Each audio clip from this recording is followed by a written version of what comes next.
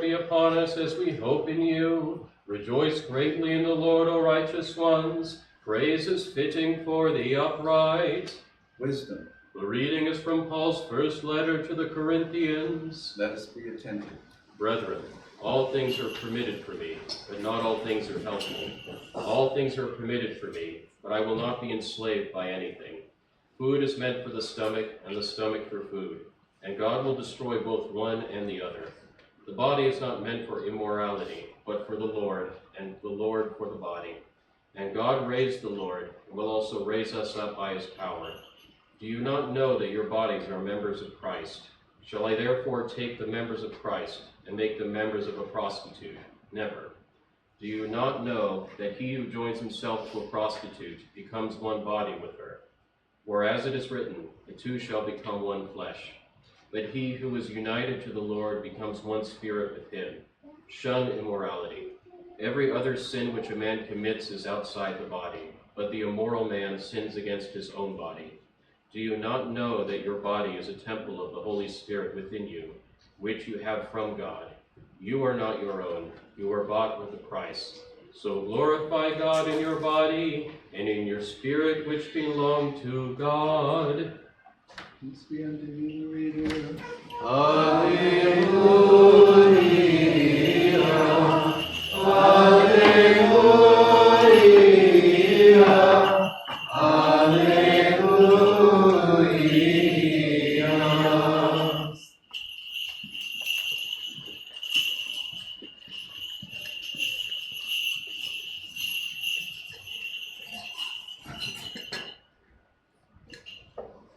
Wisdom arise, let us hear the holy gospel. Peace be with all. And with your spirit. The reading is from the Holy Gospel according to St. Luke. Let us be attentive. Glory to you, O Lord. Glory to you. The Lord said this parable: a certain man had 2 sons. The younger of them said to the father, Father, give me the share of the estate that will come to me. So the father divided his livelihood between them. A few days later, the younger son gathered all that he had, and he traveled to a far country. There he squandered his property, living immorally. And when he had spent everything, a severe famine took place in the country, and he began to be in need. He went and hired himself to one of the citizens of that country, who sent him into the fields to feed the pigs. He wanted to feed himself with the husks that the pigs ate.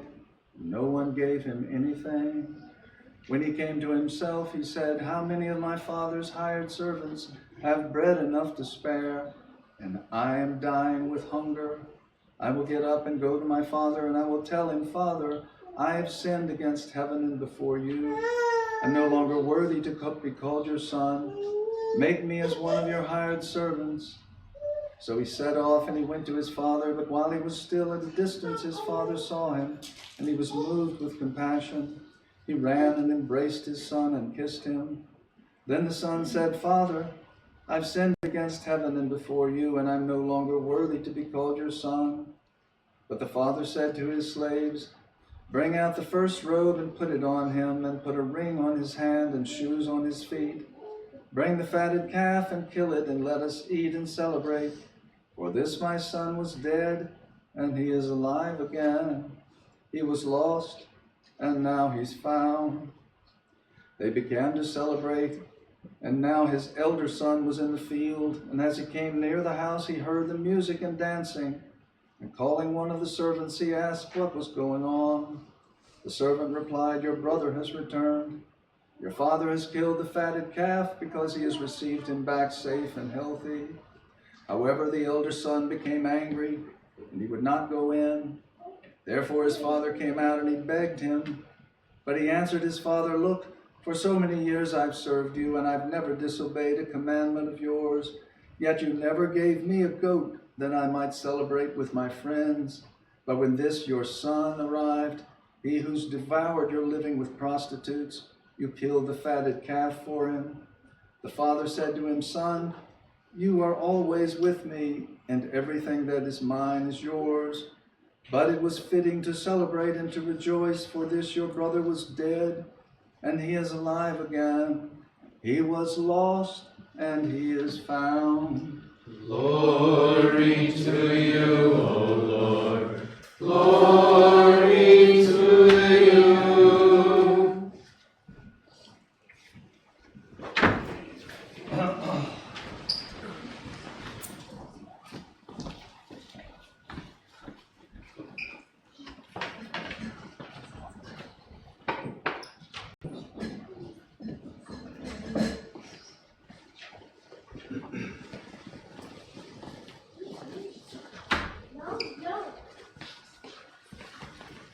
Christ is in our midst.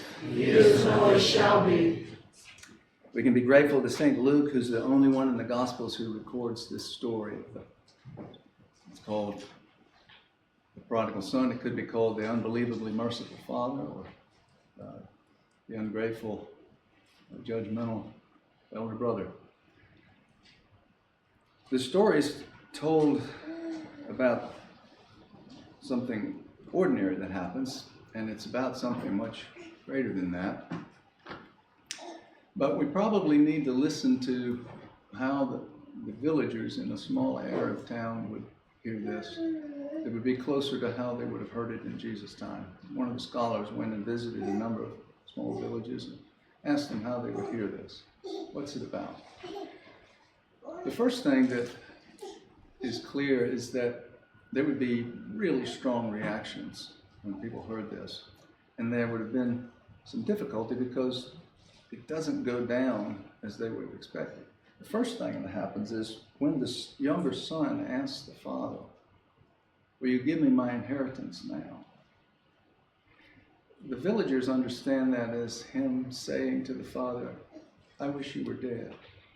I want what is mine now, and I don't care about you or my brother or the family or anything else. I want mine, and I want to do what I want with it." And they would have been furious. This would have been an insult not only to the father and the family, but to the entire village, and they would have hated this son. But then, a strange thing happens. Jesus says, the father says, "Okay, this is out of this world. It's completely confusing. No one would do this. This is idiocy." And it would be shameful, in a sense, for the patriarch to do this and to let his son insult him this way and not slap him across the face. It would have been unthinkable. So Jesus is starting out with a contradiction that people are reacting viscerally, and then they don't know what's going on. So the young man takes his belongings and his inheritance, and he goes off, and he squanders it all. He's certainly not thinking about how to preserve things or take care of community or use our assets and our labors and the gifts God gives us to bless all. That was how Israel was designed in the beginning. The law took care of that. Everything was set up that way so that you left 10% of your crop in the field so the poor could take it and have something to live on. That was what the Jubilee was all about. If you loaned out your property, it went back to the original owners after 50 years so that no one in Israel would ever end up on the bottom and a few others at the top, because you could make some money, you could earn, but you would always make sure everyone had what they needed.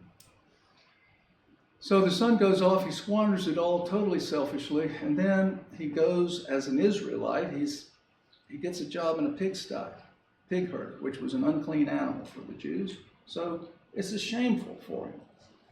Now he's in the pigsty, and we're told he wants to eat what the pigs are eating, and no one's helping him. Now can you imagine this? He comes to himself. This is an important moment.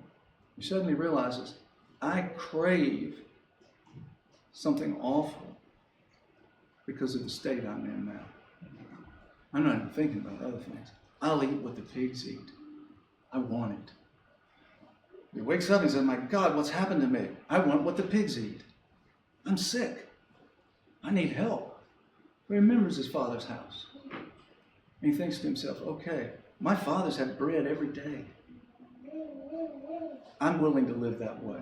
I don't even expect him to call me my son, his son anymore. I'll at least have bread and I'll serve. So he goes home. He's got this fixed on his mind, you know. I mean, he thinks, what the villagers say is when he showed his face in that village again, they would have stoned him to death. He was a pariah. Now, it took some hope in the father and some courage, some strength for him to go back there, because he probably wouldn't have even gotten to the father. But here's another strange thing. The father has been watching for him. The father's never given up. His father's heart is with him. And what does the father do? He runs to the edge of the village as soon as he sees him and embraces him. Now, when the villagers see the patriarch running with his robes flying open, it's undignified.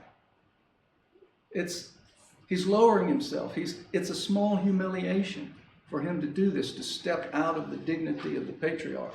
Plus, he's already done some strange things as it is. So they're listening to this. Unbelievable. So he goes, and now, what does he do? Instead of what they expect, how could you do this? You've ruined. No, none of that. Not a thing. What does he do? He puts the ring that you sign papers with on his hand. He gets have a robe brought. Now, this is a signal to the village. They can't touch him. The patriarch has said he's off limits. Without saying a word, he has communicated to the entire village, my son cannot be touched by any of your anger and animosity. And then he even goes farther than that. He invites all of those angry villagers who are judgmental and disgusted with this young man to a feast. And he kills the fatted calf. He makes the best feast he could possibly make. He invites them all there. There's music and dancing. The son is there in robes and a ring. You can imagine what he's feeling. And then he goes to get the elder brother. Now, the elder brother at a feast like that, his job is to be sort of the master of the feast, to welcome the people in and to serve in place of the dignitary, the patriarch. That's the eldest son's job. He won't do it. He hears the music and dancing. He says, "What's this?" When the servant tells him, "Your brother's home and your father's killed a fatted calf," can you imagine how he told him? It probably wasn't nice, and his eyes are big as saucers because he knows this is not going to go down well. And the older brother begins to experience the same thing that Cain did before he killed Abel. He hates that younger brother for what he did, for the insult he did, and for wasting all of their labors. So the father comes out, and now the father does another thing that's humbling and for anyone that would have known the patriarch. The patriarch begs him. He begs his son, "Please come and serve as it's your duty to do as a part of this household, my eldest son." And he lets him have it. All these years, I've never disobeyed you. And not once did you even kill a goat for me. And now this son of yours, he's not my brother. I reject him. This son of yours that you call, you killed a fatted calf? He's saying, "Father, are you some kind of idiot? I hate all this." He's the one in the parable who has the reaction everybody else has, but he says it. He's the eldest son, so he's not bowing to what the patriarch's doing, as crazy as it is. He's telling him, "You've messed everything up. And I not only hate my brother, I hate you." So he says the same thing as the younger brother in another way. Both sons tell their father, in effect, drop dead. I'm not obedient to you. I don't care about you. All I want is what you're supposed to give me. I'm not thinking about you. You didn't do anything for me. Now, there's a little detail sometimes we overlook, and that is when the younger brother thinks about how he's going to get back home and apologize. Before he does it, he thinks what gets his attention is he's realized he's become someone who wants to eat what pigs eat. So he knows he's in bad shape. But he thinks, it would be paradise for me if I could just have the bread that the servants get every day. They have bread enough to eat and even to share. For him, that would be paradise. That's all he wants. He's not asking for anything else now. He's had some pretty tough, hard knocks, and he looks at the world differently. But the elder brother says, all of this, that family business, all of our livestock, everything we own and that we share in this community, is nothing to me. It's not enough. You didn't do enough for me.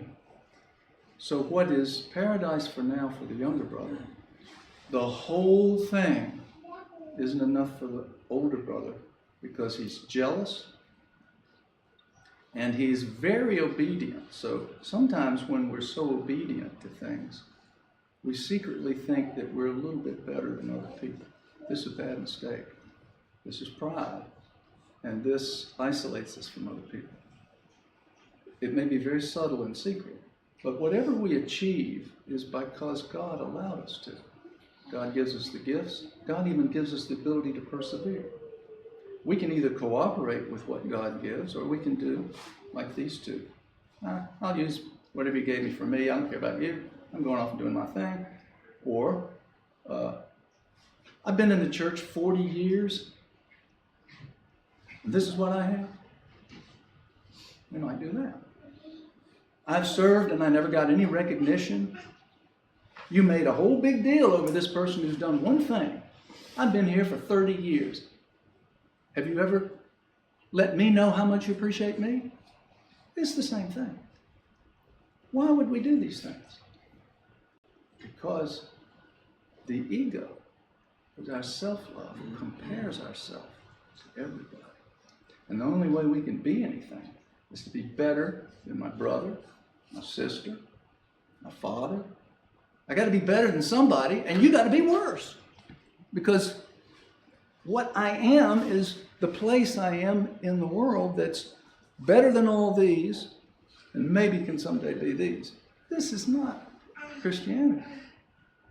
And when we do it religiously, this is where we've talked before. This is where Jesus says, you Pharisees are not following God. You're following your father, the devil. You know how I know? Because you want to kill me. The elder brother wants to kill his younger brother. Cain killed Abel. What happens why do we do this to one another?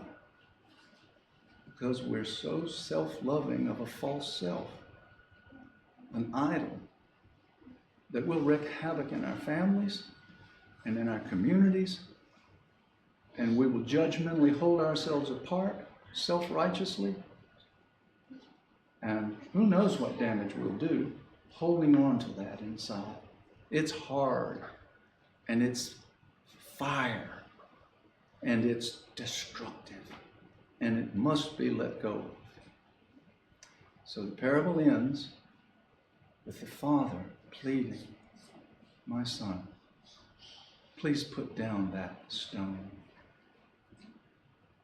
Just like I asked whoever's without sin, you throw the first stone at that woman that you caught in adultery. Just like he said, after you've done everything you're supposed to do, say you're an unworthy servant. Don't think you're hot stuff. Don't try to make an ego out of your accomplishments. Be simple. Be like a child. No one can come into the kingdom of God except as a child. A child who has wonder, who's grateful, who's spontaneous, who's interested in life, who's not yet trying to climb the ladder.